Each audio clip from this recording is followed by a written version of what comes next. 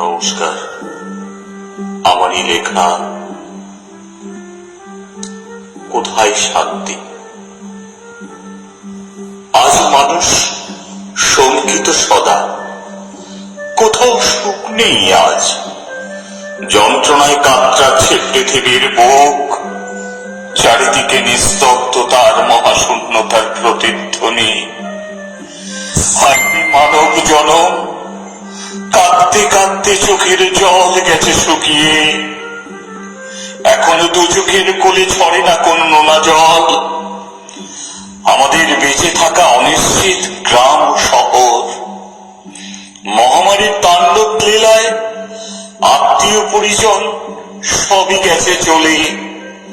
রয়েছি পড়ে একা আমি এই দুর্দিনে, এই বিশ্ব মাঝে।